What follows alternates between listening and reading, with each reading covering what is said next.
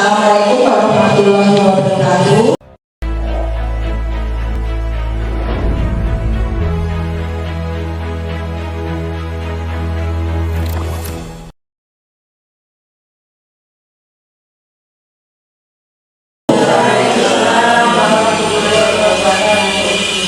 Pertama-tama marilah kita panjatkan puji dan syukur kehadirat Allah Subhanahu wa taala yang mana pada siang hari ini Bapak Ibu dan saya semuanya bisa berkumpul di sini dalam keadaan sehat walafiat. Tentunya semua adalah berkat rahmat Allah Subhanahu wa taala. Makanya itu tidak kurang kita mengucap syukur ya kehadirat Allah Subhanahu wa taala dengan segala upaya kita untuk melakukan ibadah. Baik. Salam, mari kita haturkan kepada junjungan besar kita, yaitu Nabi Muhammad SAW yang selalu membimbing kita, yang memberikan ilmu keislaman yang kita untuk menuju ke dalam Islam tidak kita benar-benar bisa berkumpul dengan beliau di yaumul akhir. Yang ketiga adalah ucapan terima kasih kepada ibu-ibu semua dan bapak yang dapat menghadiri pada penerapan diseminasi pemaparan penyebaran pemahaman tentang disiplin positif, yaitu yang mana ini adalah salah satu tugas kami sebagai calon guru penggerak di angkatan 10, yaitu untuk menyampaikan disiplin positif. Baik, saya akan memulainya dengan satu kata SPP terlebih dahulu, dan mohon kalau nanti saya punya satu SPP Bapak Ibu, jadi kalau saya bilang maaf pagi, maka ibu-ibu bapak bisa tepuk satu.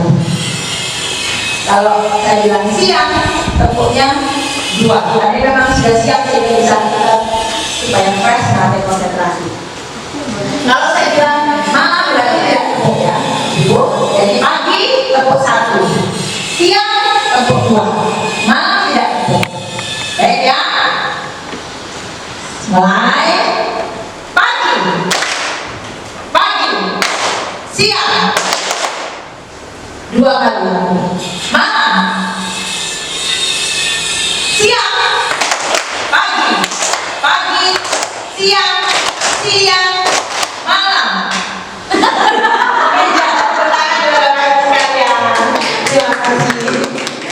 kasih konsen semuanya ya. Baik Bapak Ibu, saya mulai dari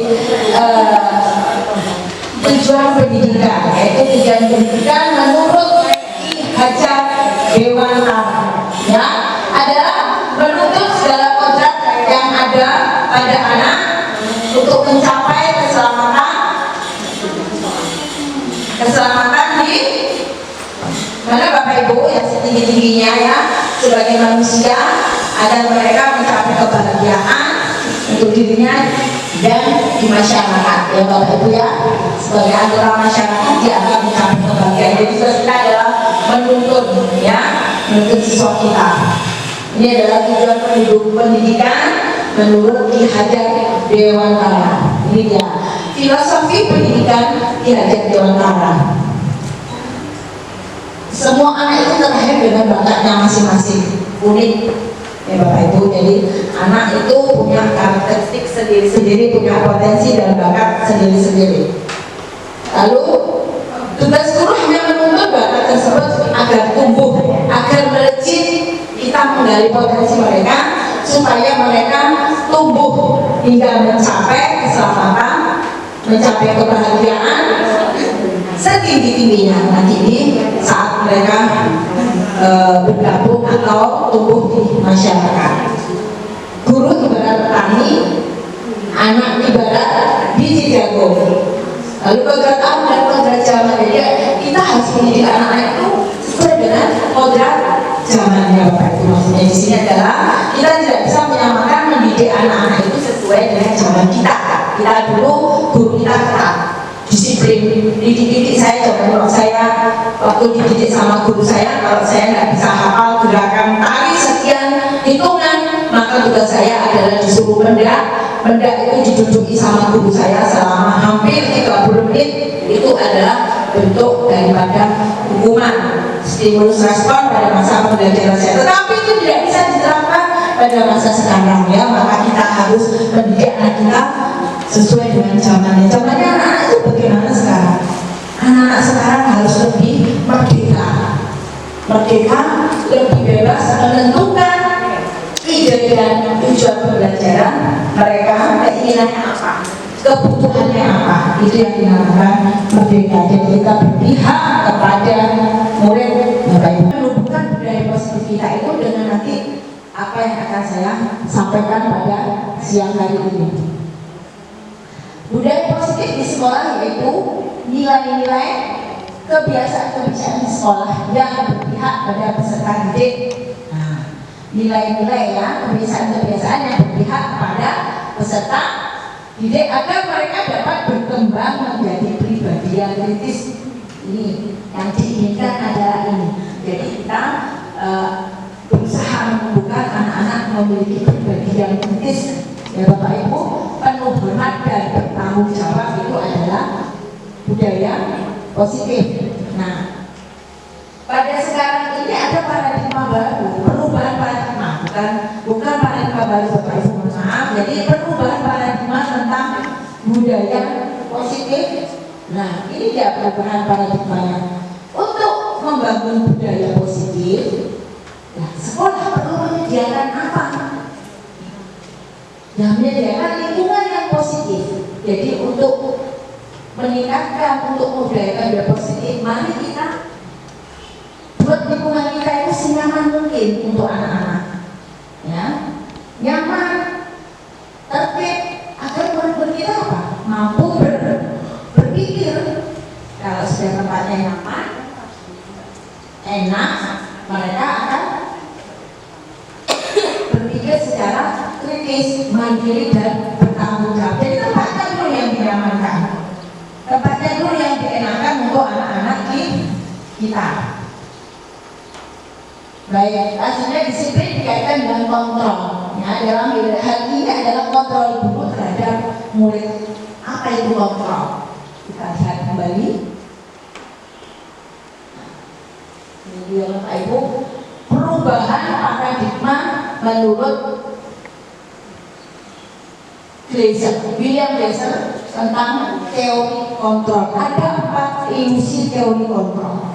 Jadi ini adalah yang paling penting. Bagaimana kita mengontrol diri kita. Saya ingin Bapak Ibu berdiri sejenak, berhadapan. Mari kita posisikan diri kita menjadi yang sebelah kanan. Jadi Pak posisikan menjadi A. Yang sebelah kiri menjadi B. Berhadapan. Oke. Nah, silakan A. Menggenggam tangannya sekuat-kuatnya. Menggerak tangan seakan-akan sesuatu yang sangat berharga yang orang lain tidak boleh mengambil. Tangan sendiri, yang B tugasnya adalah menggoda sejauh mana supaya ini terbuka.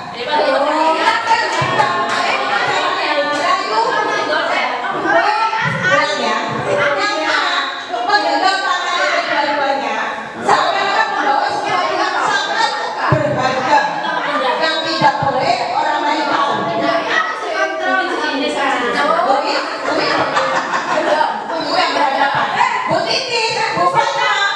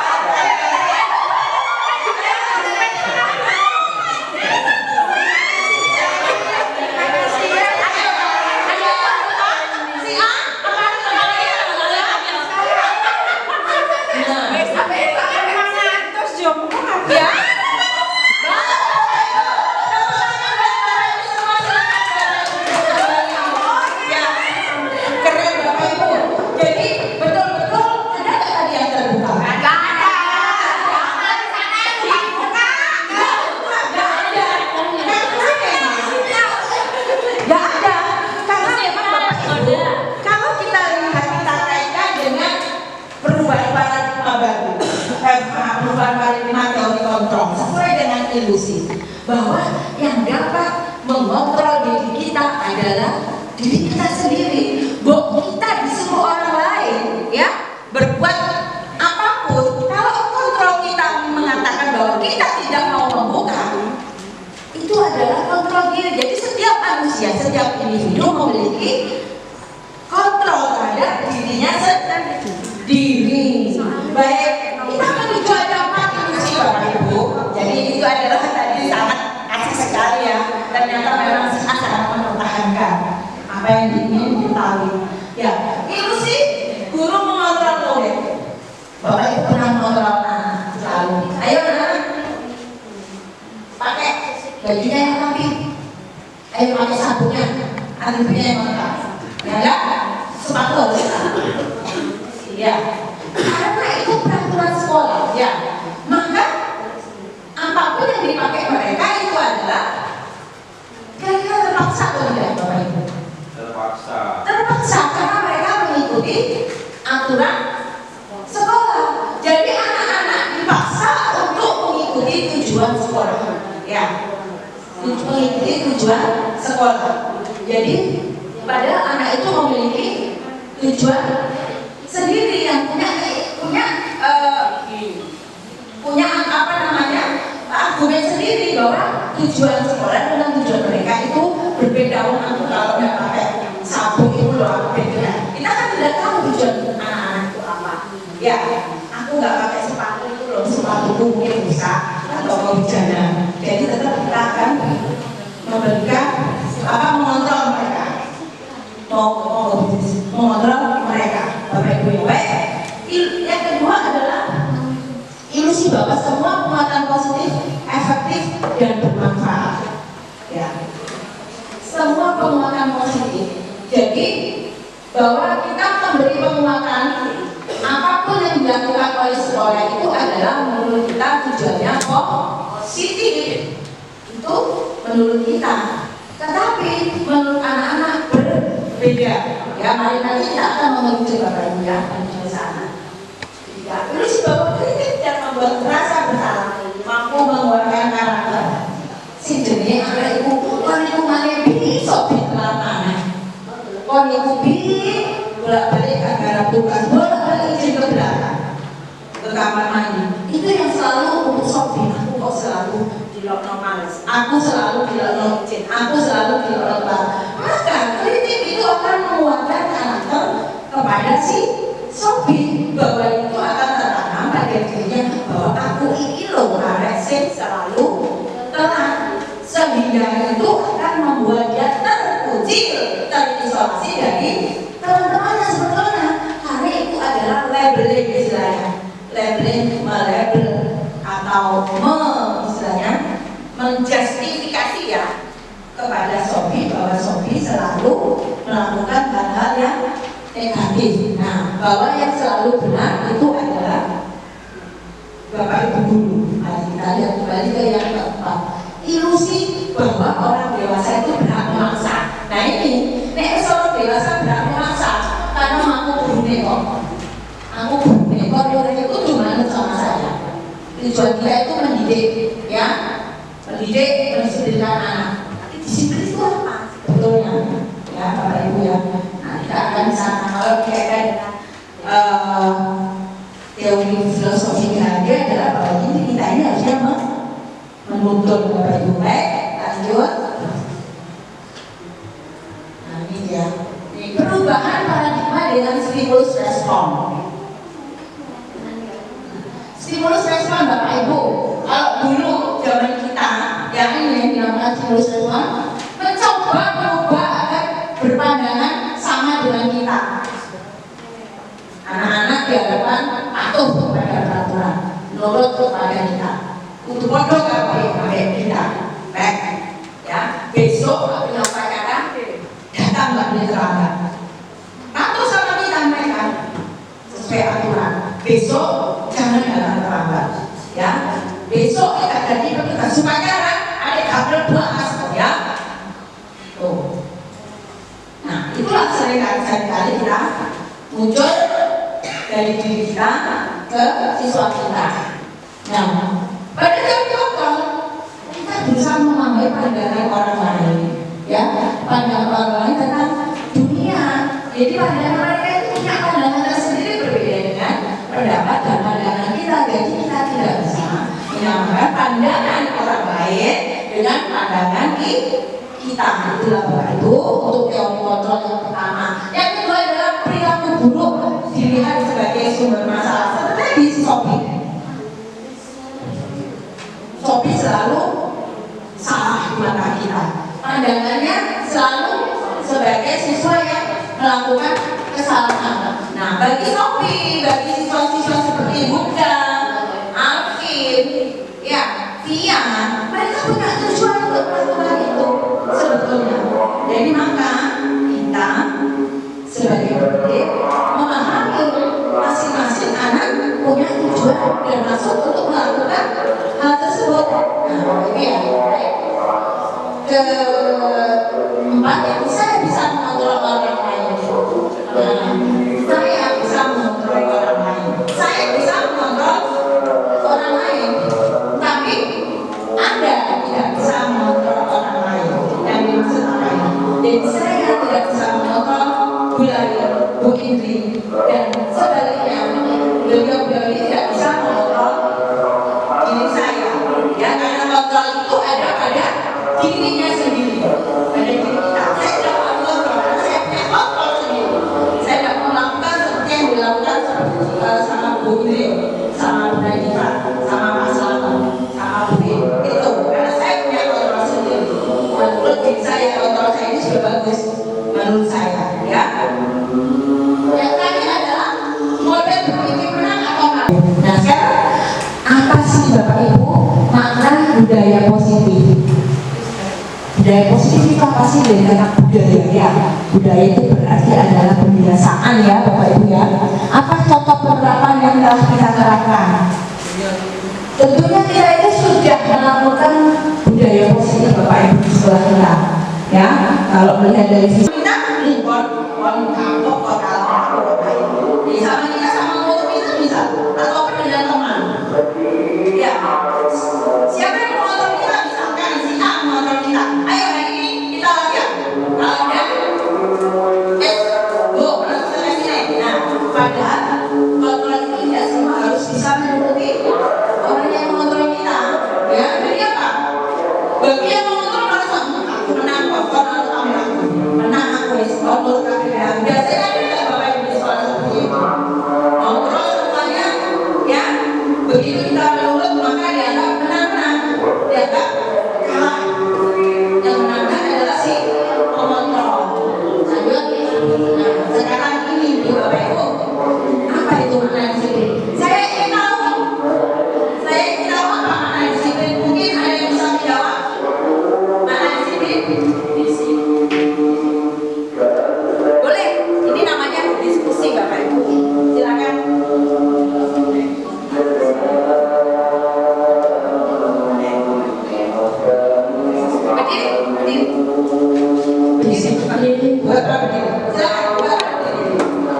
Menurut saya disiplin itu tertib, melakukan sikap melakukan sesuatu sesuai aturan. Sikap melakukan sesuatu sesuai aturan. Aturan siapa sebenarnya? Aturan yang ada di mana saja terutama di sini. Ya, yang mau diterapkan di sini adalah disiplinnya. Oke, itu baru kita. Ada lagi Bapak Ibu? Bagus, makasih Bapak. Baik. Oke. Apa itu disiplin kita? Bapak Ibu, pembangkangannya adalah disiplin itu tertib, melakukan sesuatu sesuai peraturan.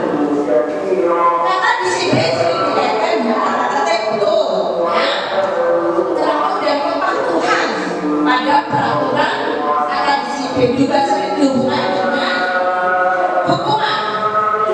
Jadi harus sudah disiplin. Contoh sengaja mengugut lapangan, lima kali lapangan. Kayak ribut, pepes, belakang apa jok, ya. Mereka, ya Bapak Ibu ya. Padahal itu sungguh berbeda karena belajar dengan disiplin tidak harus dengan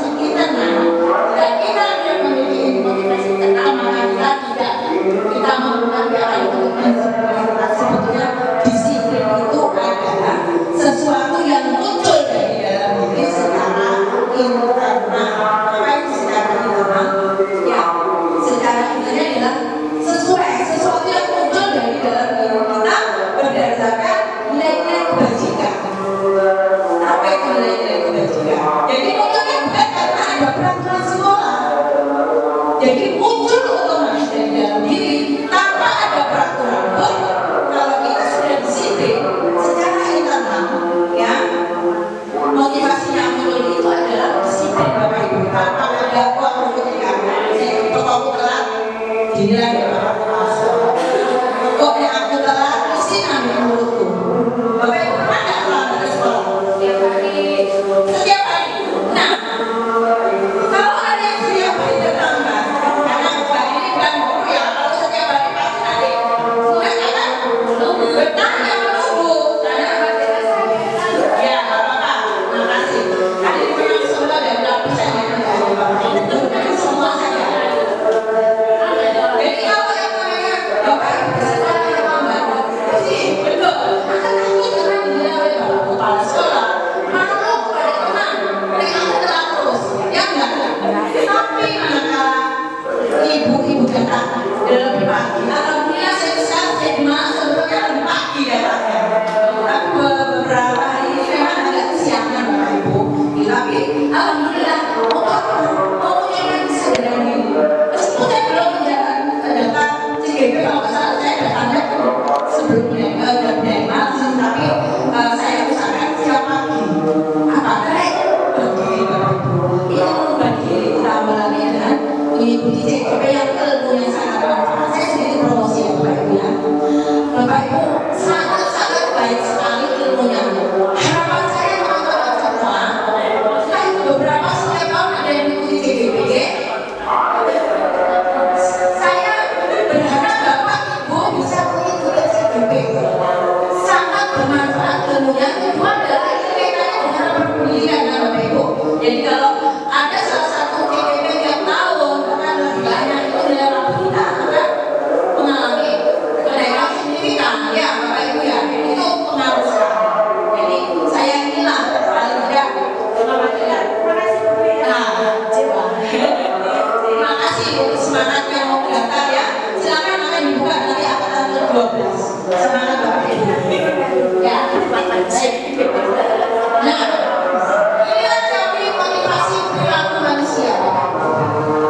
Teori perilaku motivasi perilaku untuk menghindari ketidaknyamanan hubungan. Tadi saya mengatakan motivasi internal. Di sini itu harus betul dari motivasi internal. Nah, ini adalah motivasi internalnya Bapak Ibu. Apa yang akan terjadi apabila saya tidak melakukannya? Ya kan?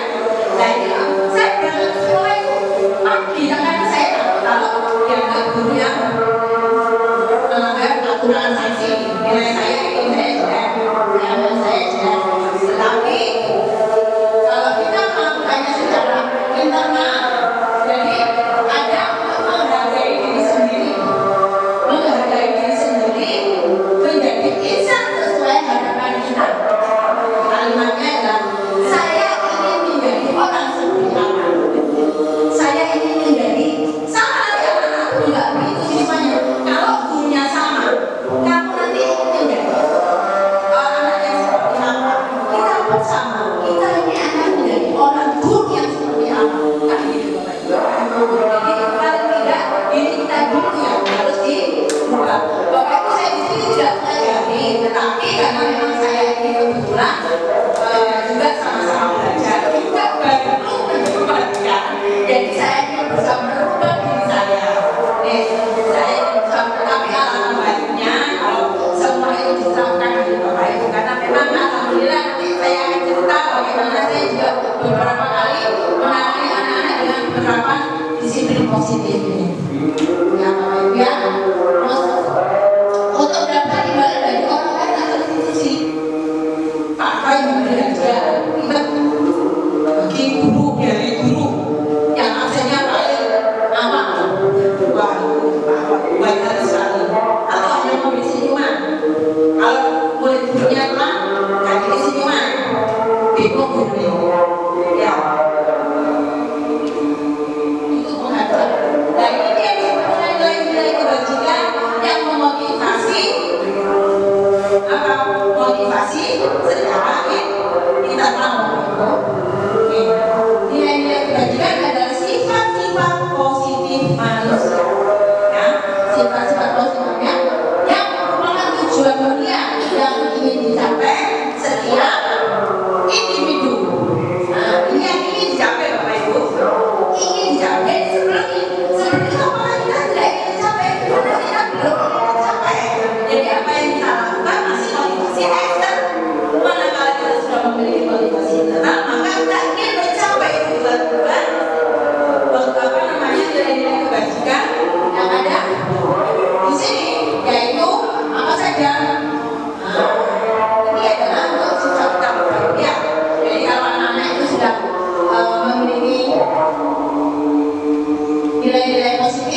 nilai-nilai kebajikan seperti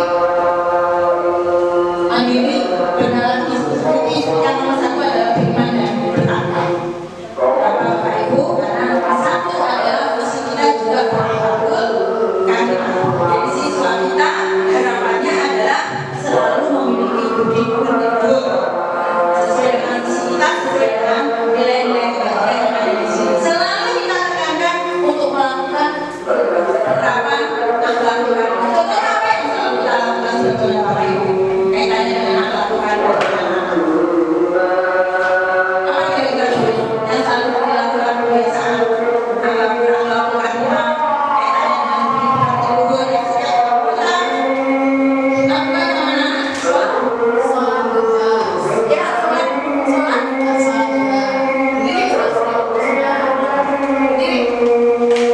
Membaca Asmaul Husna, sholat duha, istighosah, ya, sholat duha, istighosah, Asmaul Husna setiap pagi. Itu adalah kebiasaan yang disampaikan Bu Titis. Ada kira-kira Bapak Ibu? Ucapkan salam. Nah, itu mengucapkan salam betul. Setiap hari saya juga menyarankan kepada murid saya di kelas, kalau saya ya, Bapak Ibu, kalau Bapak Ibu bersama itu disalami, ya, Asmaul Husna, sholat duha, ya, itu adalah nilai-nilai kebajikan yang sudah seperti sama kepada siswa kita. Hanya kita perlu menguatkan kembali, selalu menguatkan kepada anak-anak kita tentunya. Nah, baik, ini adalah yang nanti akan menjadi budaya positif yang ada di sekolah. Apa saja itu? Kalau kita sudah melakukan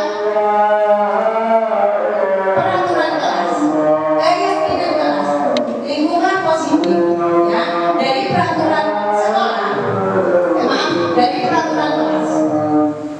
Kira-kira nanti apa bedanya? Peraturan, hukuman, keyakinan, nanti ada diskusi. Jadi ini adalah apa yang dimaksud dengan peraturan? Kira-kira Bapak Ibu? Keyakinan kelas? Apa kira-kira kalau peraturan kelas? Tadi bisa jawab. Peraturan kelas, keyakinan kelas sehingga membentuk lingkungan yang positif, maka adalah budaya positif. Apa itu Bapak Ibu? Silakan.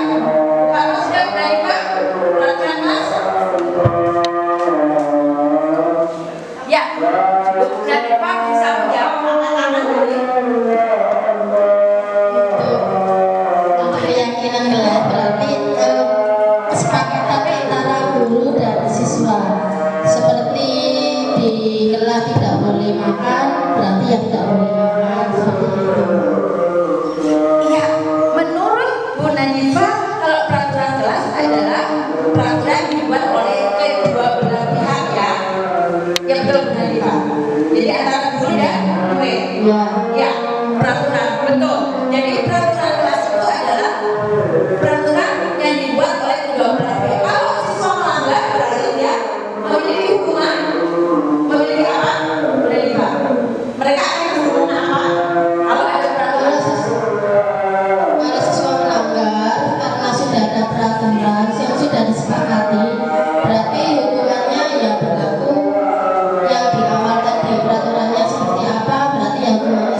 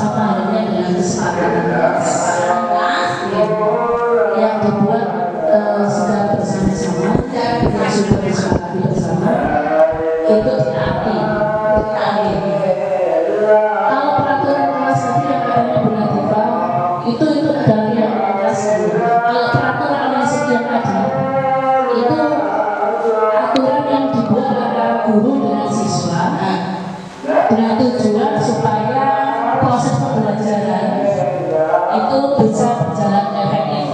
Bisa berjalan efektif ya. Jadi buat antara guru dengan siswa itu peraturan. Guru kedua belah pihak. Betul.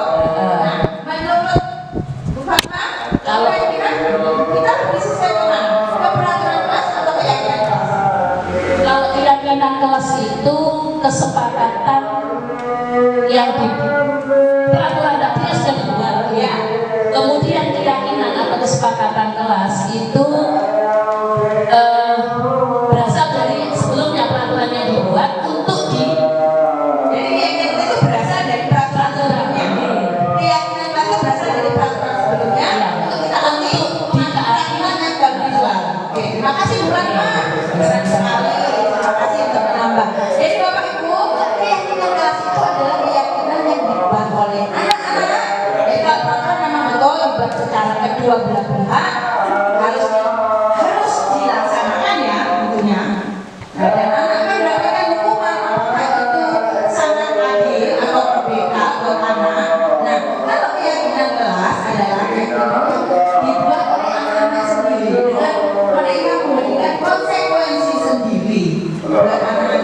Kalau anak melakukan ini, maka anak-anak akan mendapatkan konsekuensi apa? Misal Bapak Ibu, anak-anak datang terlambat 15 menit masuk ke dalam kelas. Kira-kira diberi konsekuensi atau hukuman?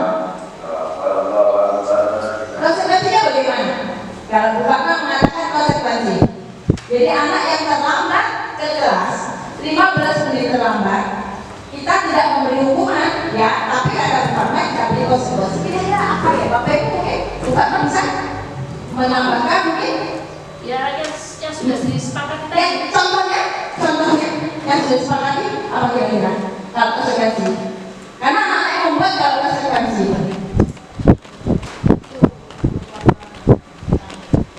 Terlambat ya. Ya, terlambat. Kalau terlambat mungkin Terlambat masuk kelas. Boleh berdiri di mana? Boleh berdiri. Gak apa-apa. Silakan. Biar kita ada jelaskan. Karena gini kita kan membuat sebuah perubahan ya Bapak Ibu ya. Jadi juga saya juga sama. Kita saling berdiskusi. kalau terlambat mungkin sesuai dari kesepakatan kelas tadi yang dibuat. Contohnya menyapu atau Menyapu. Oke, menyapu. tapi itu atas dasar kesepakatan bersama. Baik, baik. Bu Fatma terima kasih. Jadi menyapu Bapak Ibu setuju juga dengan apa intinya kesepakatan menyapu itu kira-kira hukuman atau konsekuensi Bapak Ibu? Hukuman. Nah, baik Bapak Ibu, termasuk hukuman Bapak Ibu ya. Jadi konsekuensinya adalah kalau siswa itu terlambat 15 menit, maka konsekuensi anak itu harus pulangnya juga 15 menit lebih dari jam pulang mereka. Itu ya konsekuensinya. Jadi mereka kalau mereka tidak mengerjakan misalkan tugas di kelas pada saat itu, konsekuensinya mereka harus tetap mengerjakan. Kalau dia tidak pulang, itu konsekuensi Bapak Ibu. Ya, bukan hukuman. Jadi kalau hukuman itu akan tidak memerdekakan karena apa? Biasanya berbau visi. Ya, itu Bapak Ibu. Ya, terima kasih Bu Fatma. Dengan Bu Fatma nanti akan dapat hadiah dari saya karena sangat aktif sekali. Ini. Ya, saya selalu menghargai bagi rekan yang ini apa namanya? Semua saja yang dilakukan. Baik, nah ini dia keyakinan kelas, hukuman dan penghargaan Bapak Ibu. Yang tadi udah sampai kita pada seperti ini. Mengapa tidak peraturan saja? Mengapa harus keyakinan kelas? Ini Bapak Ibu. Mengapa kita memiliki peraturan harus menggunakan helm bila mengendarai kendaraan roda 2? Bapak Ibu, karena apa ini artinya? Kalau tidak pakai helm, akan mendapatkan untuk keamanan kepala itu bukan berat. Sudah berat. Tadi beneran menyampaikan mengapa memiliki peraturan menggunakan helm. Kalau kita melakukannya atau melanggar bagaimana? Kalau kita tidak melakukannya apa? Kira-kira? Sebenarnya aturan dibuat itu kan untuk kita sendiri supaya aman, sesuai dengan tujuan dan sebagainya. Jadi kalau tadi dicontohkan, kenapa kita harus pakai helm? Nah, ya untuk kita sendiri kebaikan kita. Contohnya, kalau terjadi kecelakaan maka terlindungi kepada seperti itu. Jadi makasih ini jawaban yang tepat muncul dari motivasi intrinsiknya beliau. Jadi punya inisiatif bahwa kalau saya menggunakannya tidak menggunakan helm maka saya akan celaka, maka saya akan terjatuh, akan bla bla bla bla bla dan sebagainya. Bukan karena ditilang oleh bapak polisi. Nah, itulah bapak ibu seperti itu nanti harapannya pada siswa kita tidak seperti itu. Jadi dia memunculkan kesadaran diri. Bagaimana kita mengajak anak kita itu muncul kesadaran dirinya untuk melakukan hal-hal dengan motivasi internal yang muncul dari dalam diri tanpa aturan, tanpa paksaan dari orang lain, tanpa kontrol dari orang lain. Itu. Makasih Bu Nurah, keren. Saya ini sangat sebetulnya banyak belajar dengan Bu Nurah. Kenapa? Sebetulnya ini sudah diterapkan dengan Bu Nurah selaku guru BK. Ya, jadi guru BK itu bukan main dahsyatnya, memiliki segala strategi untuk menyelesaikan itu dilakukan ya, tetapi kan perlu penyebaran kepada semua rekan-rekan agar pemahaman ini bisa dimiliki oleh kita semua. Saya pun juga memahami dengan ilmu yang baru saya dapat dari CGP ini ternyata sangat bermanfaat ya, dan apa yang dijawab oleh Bu Nurah itulah jawaban yang paling tepat karena beliau juga mungkin sudah paham ya. Ini dan mengapa kita memiliki peraturan 3M menggunakan masker, mencuci tangan dan menjaga jarak? Ada yang bisa menjawab? Dapat TV ini yang pakai masker, silakan jawab. Silakan. Kenapa kok pakai masker? Monggo. Gimana? Kenapa Bu Dini kok pakai masker? kebiasaan. Ya, ini kan Kebiasaan. Jadi mulai dari sebelum COVID, ya, saya sudah biasa memakai. oh, jadi memakai masker itu kebiasaan. Kenapa Bu Dini? Ya biasanya karena di lapangan saya. Jadi ya langsung. gitu. Itu ya, bukan karena ada aturan tidak memakai masker oleh pemerintah maka dihukum. Jadi memang Bu Dini itu untuk apa? Untuk menjaga diri aja. 100. Inilah jawaban ya, jawaban bahwa motivasi intrinsik beliau bahwa saya untuk menjaga diri saya preventif ya, meskipun tanpa ada aturan pemerintah COVID. Memang saya lihat begitu dari mulai saya masuk 2009 di sini selalu bermasker. Jadi bukan karena aturan, bukan aturan pemerintah, bukan apapun ya Bapak Ibu. Terima kasih. Jadi memang alhamdulillah masker itu adalah untuk menjaga diri. Yang terakhir, mengapa kita memiliki peraturan kegiatan tepat waktu pada saat kita mengikuti pelatihan? Ada? Mungkin yang belum? Biasanya tepat waktu. Oh, tepat waktu menjawab.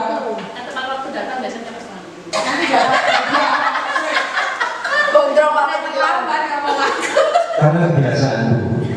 Saya mau jadi guru TGB karena Pak Polisi saya ya nggak mampu lah ya. Kalau saya masih seusia Bu Titis mungkin saya jadi guru TGB Bu. Seusia Bu orang itu saya pasti daftar. Karena saya sudah tua, ya gimana aturan saya dibatasi aturan. Karena kebiasaan saya memang nggak hanya pakai keinginan saya kepingin jadi guru TGB. Terima kasih. Baik, terima kasih Pak Slamet. Jadi Pak Slamet itu memang sangat heran saya. Karena sekali setiap hari itu datangnya di pagi. Tujuannya adalah Pengen jadi guru tinggi. pengen jadi guru. Tapi dibatasi usia. Bapak Ibu, mohon sekarang diperhatikan.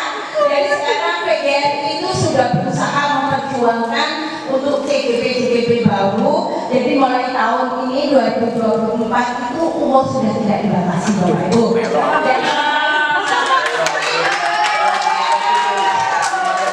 sejak 50 saya mengikuti itu bulan Agustus itu usia saya 50. Saya waktu itu sangat posesif. Kenapa? Karena saya harus unggah data itu Juli tanggal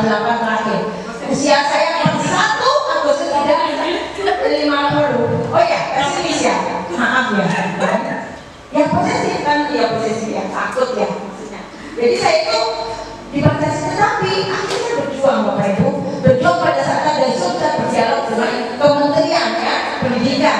Bagaimana saya sudah mengunggah data saya, essay saya, umur saya sudah lebih hampir berikutnya yang lama baru saya buat Bapak Ibu tolong saya sudah 2 minggu yang saya kangen. Saya capek begitu, saya perjuangan di saya. Akhirnya apa jawabannya? Silakan Ibu pantau, mungkin sistem belum tertutup kalau itu rezekinya Ibu. Ternyata apa yang saya lihat, alhamdulillah saya masih bisa berdiri di sini. Berarti memang itu belum ada peraturan 50 atas Bapak Ibu. Jadi memang semua itu tidak lepas dari campur tangan yang di atas. Apapun yang kita lakukan tanpa campur tangan di atas semua mustahil. Jadi saya alhamdulillah ada yang membawa diri saya hingga sampai di sini. Dengan umur saya sudah 50. Sekarang muncul 50 sampai 59 Bapak Ibu. Silakan teman-temannya di luar. Kenapa? Saya seperti Zoom yang terakhir Bapak Ibu. Zoom yang terakhir. Saya itu sampai curhat sama fasilitator saya. Kenapa ilmunya sekian baik ini kenapa tidak digunakan secara langsung kepada guru-guru di Indonesia? Kalau guru-guru di Indonesia pemahamannya seperti ini semua baiknya siswanya ya Bapak Ibu. Ternyata memang ini adalah pilihan-pilihan. Jadi memang guru-guru yang terpilih Bapak Ibu. Jadi silakan saya sangat menginginkan Bapak Ibu untuk mendaftar CGP. Sanggup Bapak Ibu? Sanggup Bapak Ibu? Sanggup. Baik ya. Nah ini dia keyakinan kelas yang kita sampaikan dari Abu Nadifa, Ibu Fatma. Ini adalah keyakinan kelas yang kita bicarakan tadi. Kita diskusikan ya. Keyakinan adalah nilai-nilai kebajikan atau prinsip-prinsip universal yang disepakati bersama secara universal, lepas dari latar belakang suku, negara, bahasa maupun agama. Menurut dosen, suatu keyakinan akan lebih memotivasi seseorang dari dalam intrinsik seseorang, akan lebih bersemangat untuk menjalankan keyakinannya daripada hanya sekedar mengikuti serangkaian peraturan. Ya Bapak Ibu ya. Ini baik, lanjut. Nah, ini dia pembentukan keyakinan kelas sekarang. Menuju ke pembentukan keyakinan kelas. Keyakinan kelas bersifat abstrak daripada peraturan yang lebih rinci dan konkret. Ya, abstrak itu apa maksudnya? Jadi boleh dari siswa Bapak Ibu, mereka misalkan katakanlah apa ya, Bu, nanti kalau saya nggak garap tugas, tahu-tahu jawabannya nyeleneh. Aku nggak apa-apa ya Bu ya, misalkan dia apa ya, ekstrim jawabannya, di luar nalar misalkan. Contoh aja, saya nggak garap tugas, boleh nggak Bu? Aku sama ibu guru nanti pulang dibonceng ya misalkan, nanti gitu ya. Aku dapat dari ibu guru mungkin apalah, ini ya Bu. Nah itu kan di luar nalar, itu boleh Bapak Ibu ternyata. Jadi keyakinan kelas itu abstrak. Dari siswa, ya, berupa pernyataan universal, pernyataan yang kelas nanti dibuat dalam bentuk positif, ya, positif dalam arti sesuatu dengan hal-hal yang tindakan-tindakan yang positif. Keyakinan kelas sebenarnya tidak terlalu banyak sehingga mudah diingat. Mari kita nanti ibu kita mulai ya, dari saya terutama saya akan berusaha memperbaiki, tapi saya sudah mencoba di kelas 7B. Meskipun saya bukan wali kelasnya, tapi mengapa? Karena kelas 9 kan sudah saat-saat detik-detik terakhir itu seringkali sudah dalam pembelajaran, jadi saya melakukannya di kelas 7B, 7A. Jadi 7B itu selalu saya mulai dari diri saya membuat keyakinan kelas bersama setiap pada pembelajaran saya. Itu sudah dibuat poster juga di acara sudah disepakati. Nah, semua pada kelas sebaiknya itu berkontribusi dalam membuat kegiatan kelas adalah curah pendapat. Nah, bersedia meninjau kembali apabila terjadi perubahan. Bapak Ibu ya. Nah, ini dia bedanya tadi keyakinan kelas. Nah, dengan peraturan Bapak Ibu. Peraturan bedanya dengan nilai-nilai kebajikan. Kalau peraturan selalu kembalikan buku ke tempatnya. Kalau keyakinan kelas kira-kira coba saya tutup aja ini. Bapak Ibu saya mau bertanya, kalau tadi mengembalikan buku ke dalam tempatnya apa kira-kira yang sesuai kalau di keyakinan kelas? Silakan mengembalikan buku kepada tempatnya. Kalau menurut keyakinan kelas apa Bapak Ibu? Sesuai dengan nilai-nilai kewajiban. Anak itu membentuk karakter apa? Membentuk karakter tanggung jawab, tertib, betul. Terus kalau ada namanya berbicara, ada namanya memberikan pendapat, menjawab pertanyaan, tapi kita harus wajib apa Bapak Ibu? Ya, dengarkan pendapat temanmu, kira-kira apa? Ditulis. Kan kalau itu kan kita harus menggunakan kalimat positif atau apa? Ya, mendengarkan temannya wajib mendengarkan, misalnya saya kan peraturannya harus tertib mendengarkan, ya. Harus mendengarkan temannya yang berpendapat. Kira-kira kalimat positifnya apa? Menghargai. Aduh hebat Bu Win, menghargai. Iya, oh ya Bu Win calon DGP keren. Selamat Bu Win. Tidak mengenal usia, ya. Jadi apa ya? Ya, tidak mengenal usia Bu Win. Jadi ada tanggung jawab, ada menghargai. Ya, paham ya Ibu ya? Terus dilarang terlambat masuk kelas. Apa kalimat positifnya? Tepat waktu. Nah, kan Bapak Ibu sudah paham ya akhirnya ya. Itulah yang nanti akan ditulis di keyakinan kelas. Kalimat-kalimat positif sehingga yang anak-anak akan mudah mengingat. Baik Bapak Ibu ya. Mari kita buka. Nah ini dia. Dilarang melakukan kekerasan. Intinya keselamatan menghormati orang lain, bergantian atau memiliki kita. Ya, gunakan masker positif. Tadi apa motivasinya? Kesehatan. Gunakan masker. Tapi apa di semua ada peraturan itu? Keyakinan beliau apa? Sehat. Untuk kesehatan, untuk mencapai keselamatan nanti ke depan. Usianya berapa panjang ya? Yes, itu. Baik. Nah, sekarang merdeka.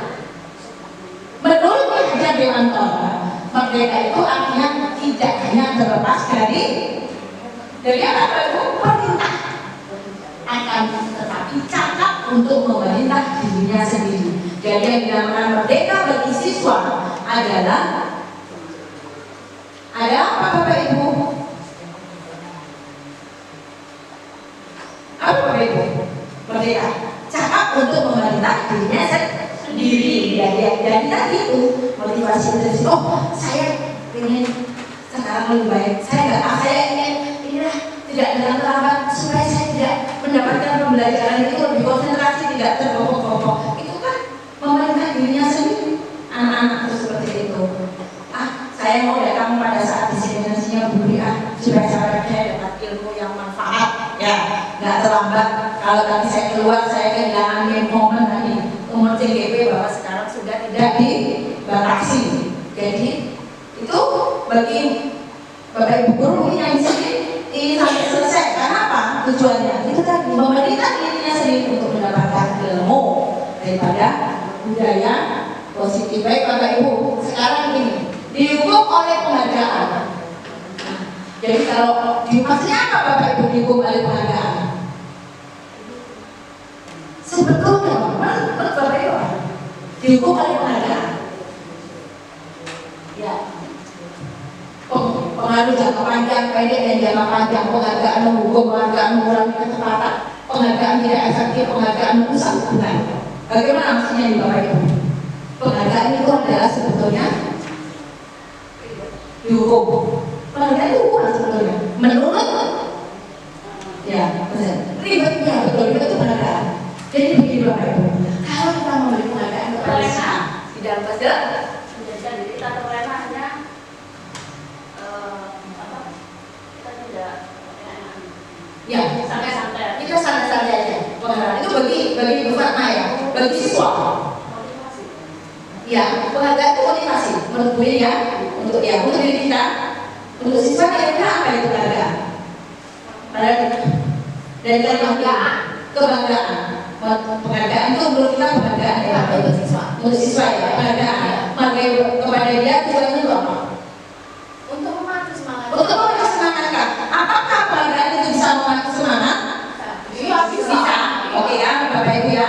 Memacu Ya Bapak Ibu, itulah tadi dari kita ya. Yang utama adalah berakhlakul karimah, tentunya budaya-budaya positif dengan siswa yang lain. Lubi, aku gak oleh maneh, mesti silpi terus, mesti ayo terus.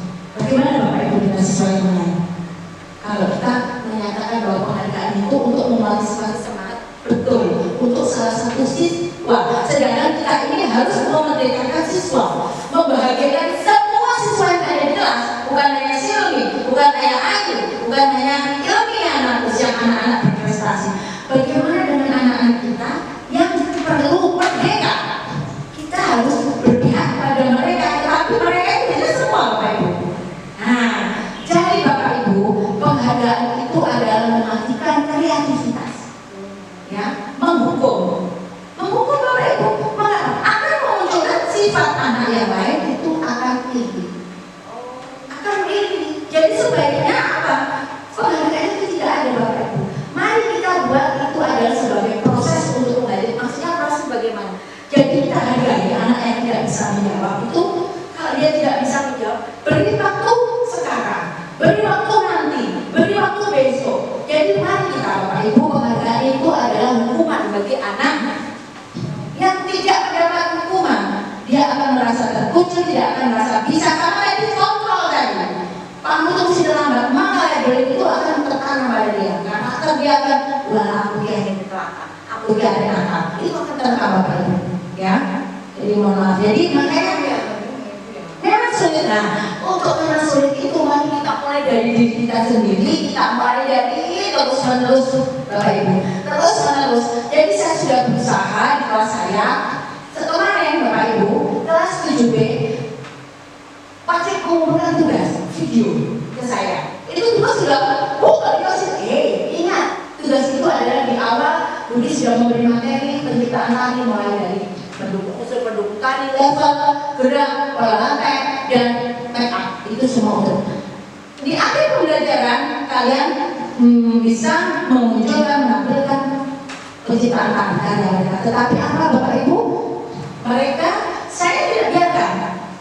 Saya biarkan mereka. Maunya apa? Hanya saya memberi di kelas itu sebuah ini, apa namanya itu, ya. Ayo, silakan bisa didampingi anak-anak kalau kalian mau.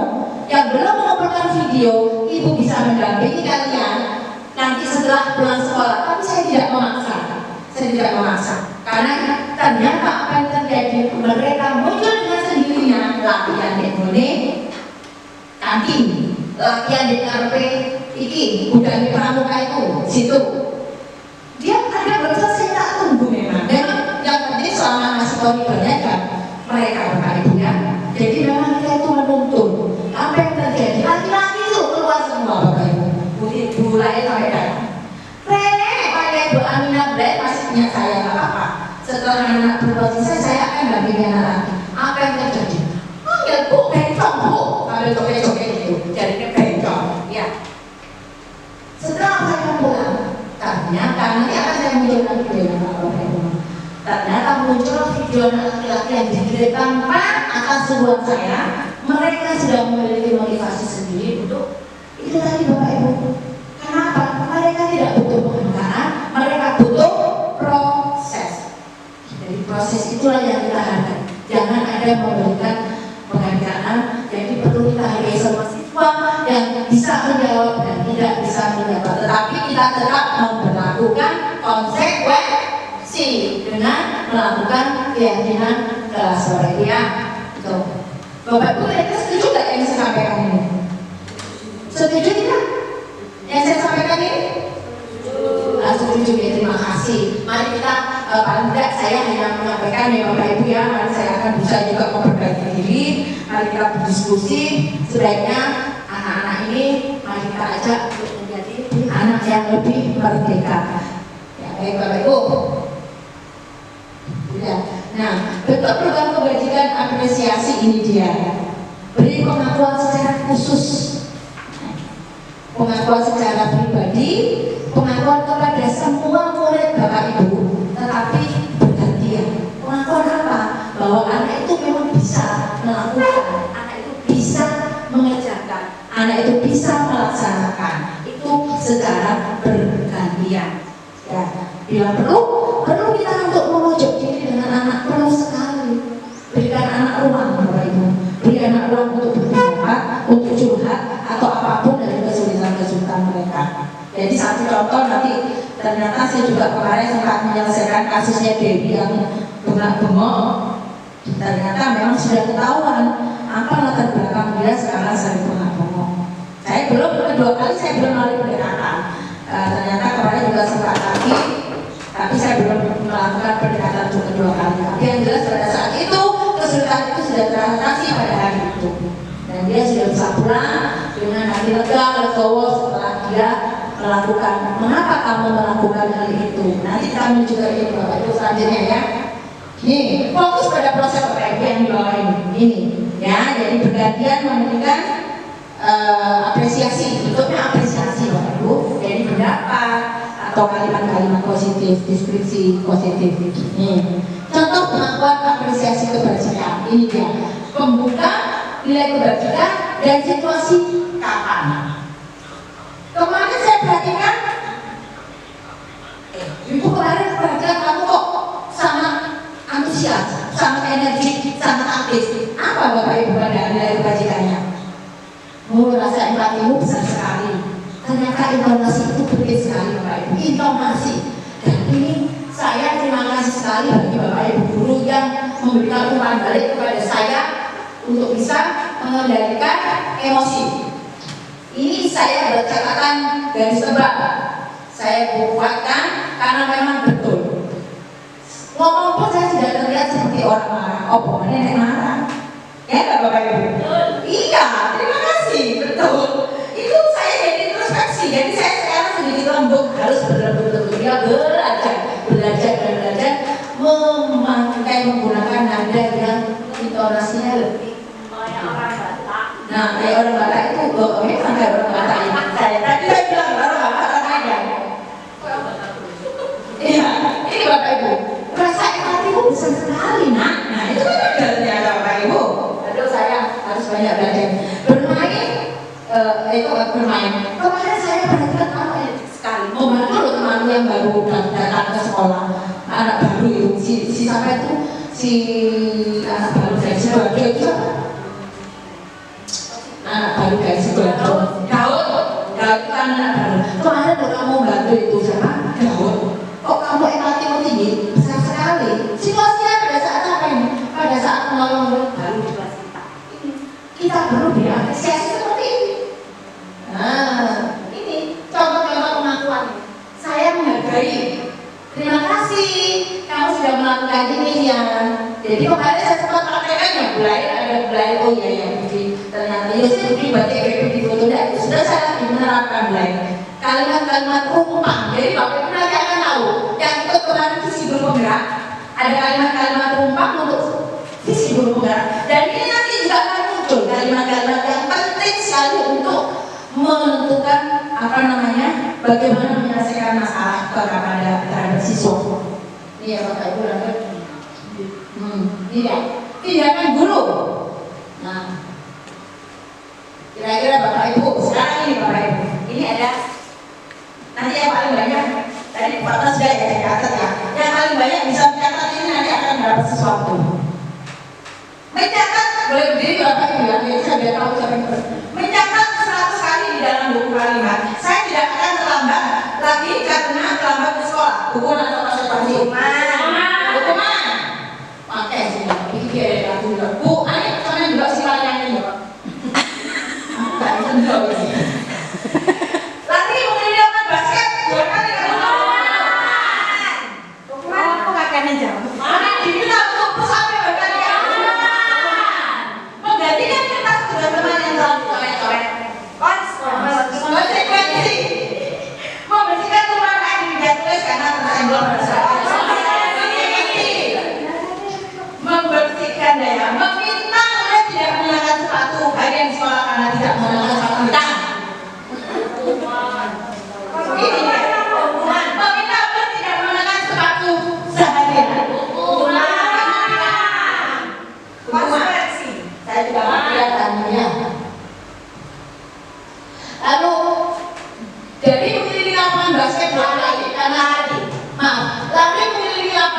doain anak lambat sebelumnya untuk Konsekuensinya ada berapa Bapak Ibu? Konsekuensinya di nomor berapa sama berapa? Ada nomor tadi, seperti nomor 5. Nomor menggantikan itu nomor 4. 4 dan 4 dan 5. 4 dan 5. Oke, Bu Win. Bu Win ya, tepuk tangan sama Bu Sri. Ya, tapi nanti semuanya. Ya, kalau itu. Nah, ini dia jawabannya. Iya, ternyata di bawah itu ternyata apa Bapak Ibu? Konsekuensi. Ya, lebih memilih nomor bahasnya 2 kali karena terlambat 10 menit untuk pelajaran PJO. Konsekuensi diubah. Ya, kan kalau saya boleh. Ya, tahu ya. Nah, sekarang ini ya Bapak Ibu perbedaan hukuman dan konsekuensi. Nih, sesuatu yang menyakitkan harus terjadi. Sesuatu yang menyakitkan, ya, yang menyakitkan harus terjadi. Kalau konsekuensi memang harus terjadi, memang harus dilalui. Ya, kalau hukuman kan memang dia terpaksa Bapak Ibu tadi. Ya, wong aku lah pokoknya mana. Terus ini mejo, tidak sedang konsekuensi. Tadi apa yang tadi hukuman? Disuruh. Ini besti, nggak perlu besti. Gue tak besti. Baik ya Bapak Ibu, mari kita lanjut ya. Jadi bedanya hukuman dan konsekuensi. Sesuatu yang menyakitkan itu terus terjadi, tapi kalau konsekuensi memang harus dilakukan karena mereka sendiri yang membuat konsekuensi. Kesepakatan siswa dan mereka yang membuat kesepakatan, mereka yang membuat konsekuensi. Membuat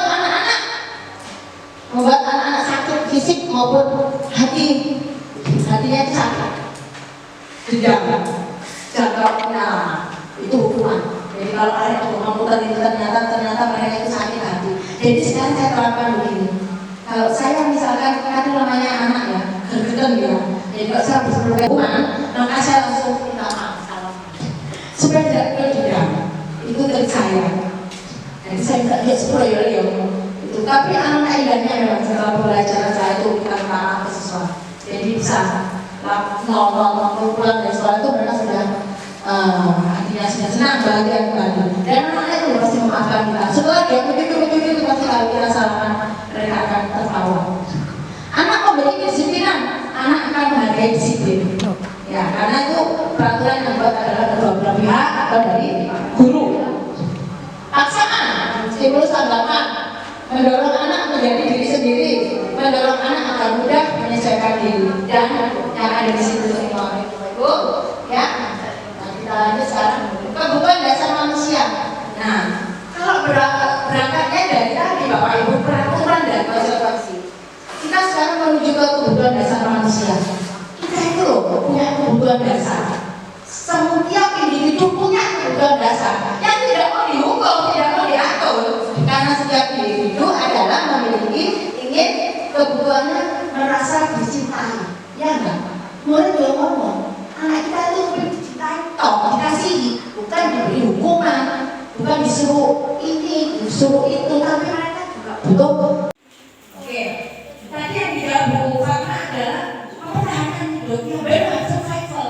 Lalu langkah Bu Ani melakukan apa kira-kira? Sebagai Bu Ani menanyakan sebabnya mengapa kamu melakukan itu. Pasti kamu ada alasannya. Nah, itu kita akan menuju ke sini nanti ya. Baik. Nah, nih dalam konteks penerapannya Bu Ani sudah mencari tahu alasan Agus ini Bapak Ibu tindakan yang dilakukan.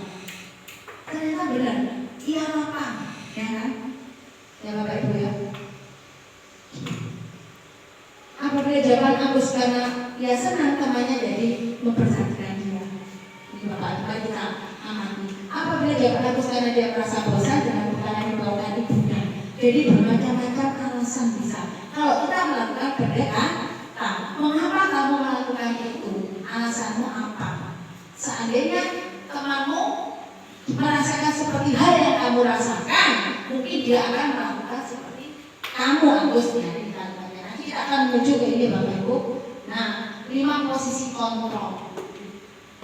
menjadi penghukum, membuat merasa bersalah, menjadi teman, menjadi pemantau, dan menjadi manajer.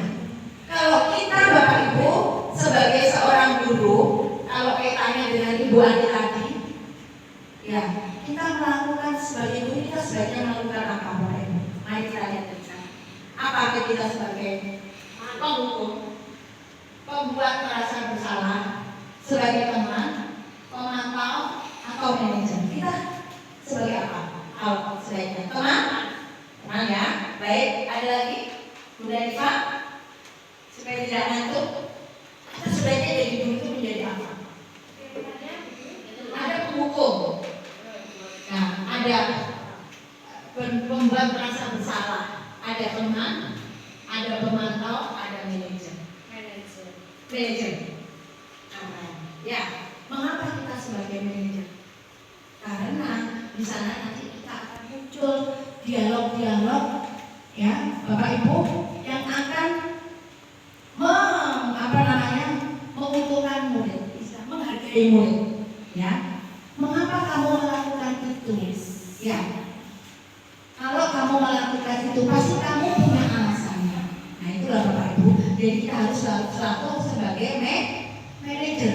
Kalau kita menjadi teman, kadang dah kamu nih seperti itu terus, nanti sudah Bapak aja yang membuatkan kamu ininya, tugasnya, atau saya bantu nanti pada saat pulang sekolah Ibu bantu. Tuh, jadi teman. Ya Bapak Ibu ya, menjadi penghukum. Setiap anak melakukan kesalahan dihukum. Kalau pemantau, sepatumu talinya lepas, putih, harusnya ada hitam, tidak boleh, harusnya harus tali hitam. Itu menjadi pemantau. Tetapi kalau kita menjadi manajer Bapak Ibu, mengapa kamu memakai sepatu putih? Pasti kamu punya alasan. Kira-kira bagaimana sebaiknya kalau kamu di Senin? Kalau kamu tidak misalkan sepatumu basah atau misalkan sepatumu sobek, kira-kira apa yang harus dilakukan? Nah, kita akan mari kita pikirkan bersama-sama. Jadi kita manajer Bapak Ibu ya harus bisa mengarahkan menuju hal-hal yang mendapatkan solusi. Nah ini dia, apa itu restitusi? Menuju ke sini ini sudah mau mendekati habis Bapak Ibu. Restitusi adalah proses menciptakan kondisi bagi murid untuk memperbaiki kesalahan mereka, sehingga mereka bisa kembali pada kelompok mereka dengan karakter yang lebih kuat. Proses memperbaiki kesalahan sehingga mereka akan kembali ke masyarakatnya menjadi lebih kuat ya Bapak Ibu ya.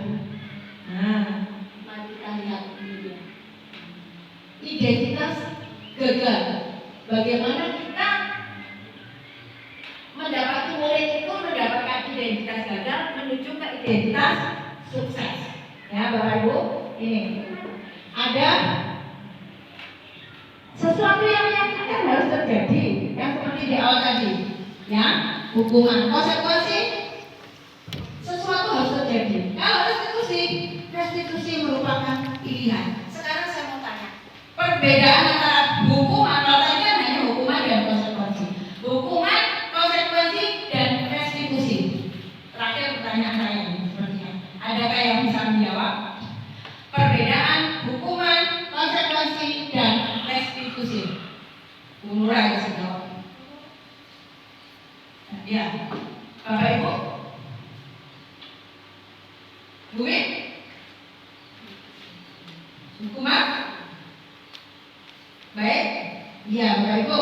Kalau yang namanya hukuman itu tadi selalu mengarah kepada siswa melakukan kesalahan, kita memberikan hukuman sesuatu yang menyakitkan, ya, dan itu akan teringat dan itu akan jangka panjang juga ya.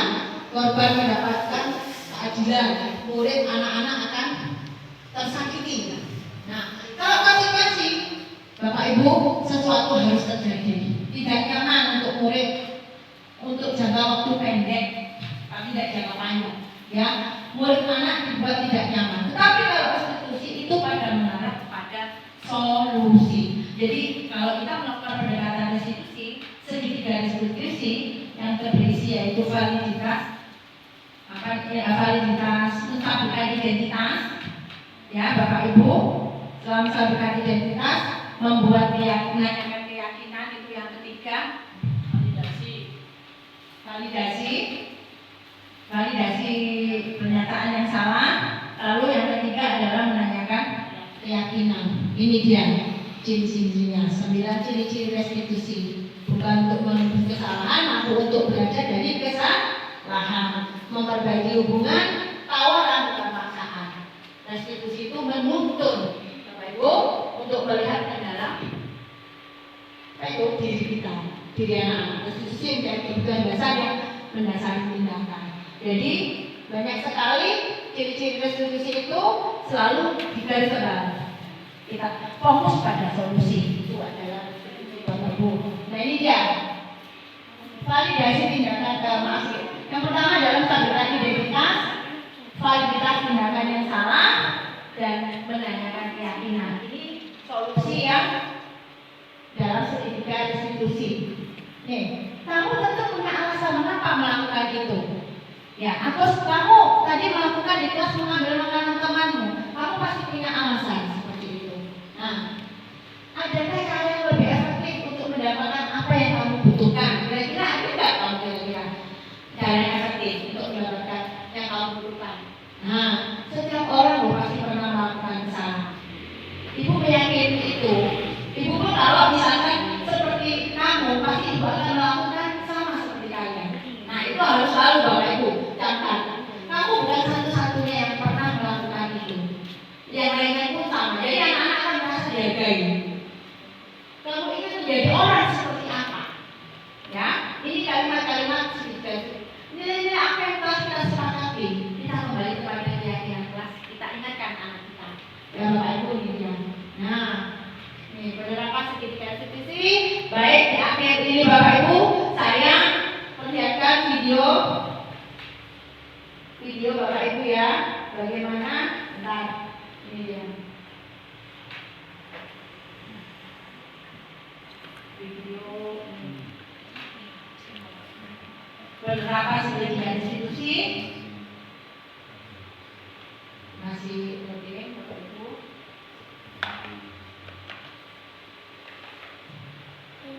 Siapa itu? Oh, nggak ada Bluetooth, ini mungkin nggak benar ya. Kita pakai ini aja. Mana yang kanan? Kanannya yang mana? Nggak dengar ini. Banyak nggak bisa di-Bluetooth teman. Langsung. Oh ya, ada nggak Mbak? Ini bisa bantu saya dulu Mbak, ini nggak ada. Iya, Bluetooth mana salon? Tapi ini pakai Bluetooth soalnya. Iya, sama salon. Salonnya. Lah ya, bukan kalau bukan. Salon ini. Ini. Nah, Bluetooth kan? Oh, Bluetoothnya sudah nyala. Bisa Bluetooth. Bluetoothnya sudah nyala. Bapak Ibu, ini adalah ada 2 penyelesaian penerapan segitiga restitusi yang bisa nanti kita ambil untuk Bapak Ibu. Kita lihat bersama-sama.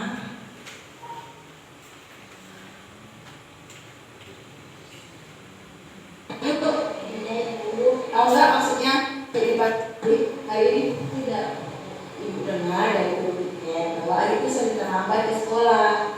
Ya Bu, menurut Adik berapa kali terlambat? Sudah 3 kalinya sih Bu. Nah, terlambat itu bukan suatu kesalahan kan? Iya. Baik yuk, setiap orang itu pernah berbuat kesalahan ya. Tapi yang terpenting belajar. Jadi setiap kesalahan yang kita lakukan. Yuk kita cari solusinya yuk, ayo bersama-sama ya. Oke. Ayo sering datang terlambat. Kenapa sih ayo sering datang terlambat? Saya sering datang terlambat karena saya sering begadang karena main HP. Main HP. Ayo tahu ya dengan kelas yang sudah kita sepakati. Sudah Bu. Nah, kalau di sekolah datang terlambat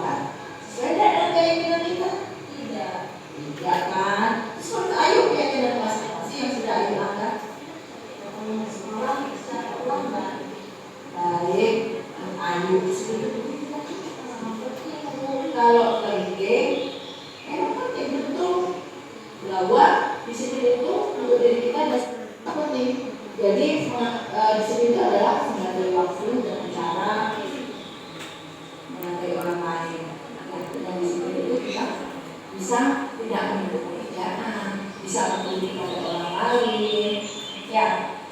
Lalu sikap yang sangat baik itu sudah Ayu lakukan dengan cara meminta maaf. Ini suka sekali. Menurut Ayu, apa yang Ayu lakukan agar Ayu tidak terulang lagi di sekolah?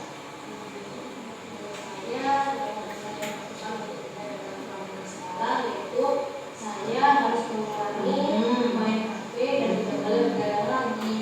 Hebat. Baik, Ayu sudah menemukan solusinya. Ayu supaya tidak terlambat bahagia. Dan ibu akan bekerjasama dengan orang tua Ayu supaya Ayu berkomunikasi nanti sama ibunya Ayu, supaya orang tuanya Ayu, ibunya, bapaknya, supaya Ayu tidak terlambat lagi di sekolah. Ya, baik. Sekarang Ayu boleh kembali ke kelas ya. Yang pintar ya.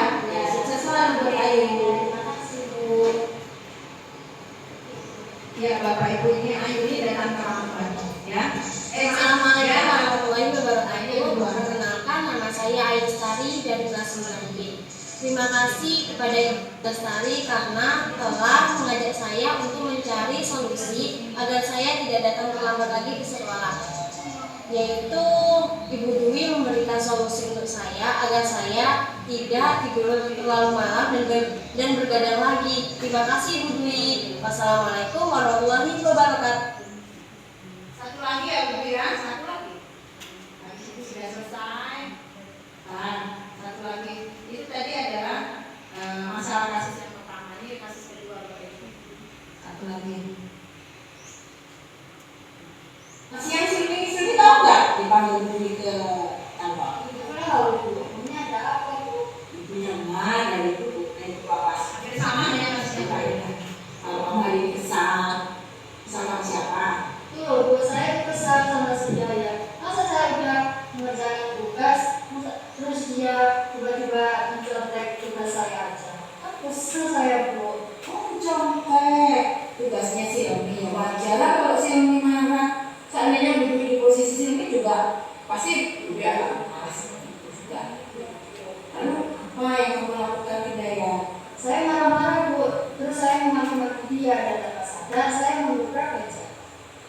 Oh begitu.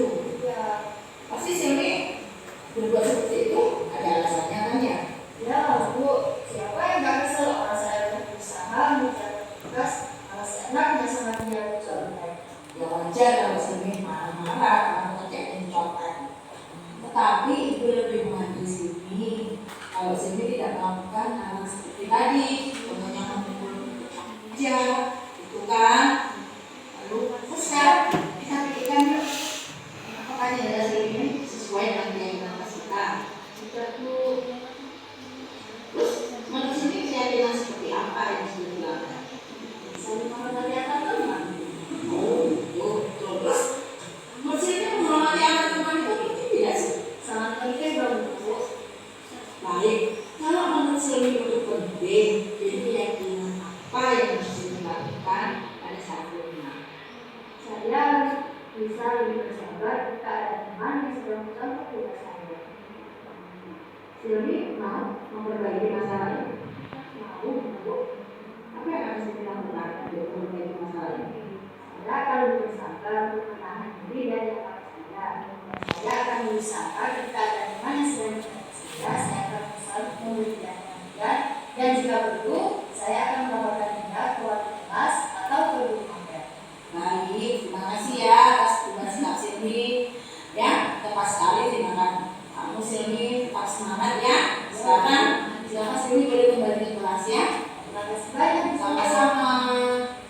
Baik Bapak Ibu, itu tadi penerapan bagaimana kita menyelesaikan permasalahan di kelas dengan menggunakan penerapan segitiga diskusi. Baik, dengan berakhirnya video ini Bapak Ibu, harapannya tadi yang saya sampaikan tentang budaya positif bisa diterapkan kita bersama-sama membuat perubahan. Saya juga akan berusaha merubah diri supaya menjadi kita belajar memerdekakan siswa, mengajar berpihak pada siswa dan membuat pembelajaran menyenangkan dan aman, senang sehingga anak akan mendapatkan kebahagiaan dan keselamatan sampai menuju kepada masyarakat. Baik Bapak Ibu, terima kasih atas perhatiannya pada siang hari ini. Hanya Allah yang bisa membalas kebaikan Bapak Ibu semua.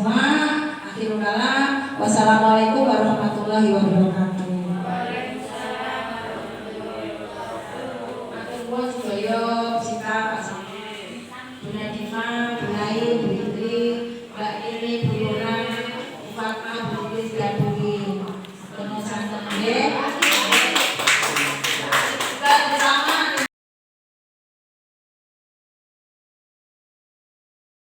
suksesnya ya. Matur nuwun monggo ibu-ibu kalau menaikkan perayaan.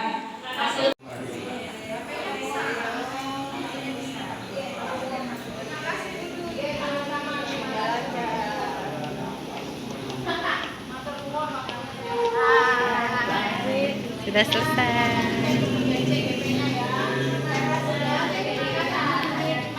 Terima kasih Bu. Iya, Pak.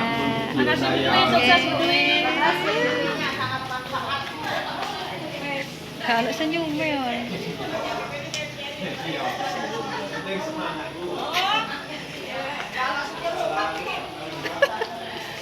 Wis santai ta.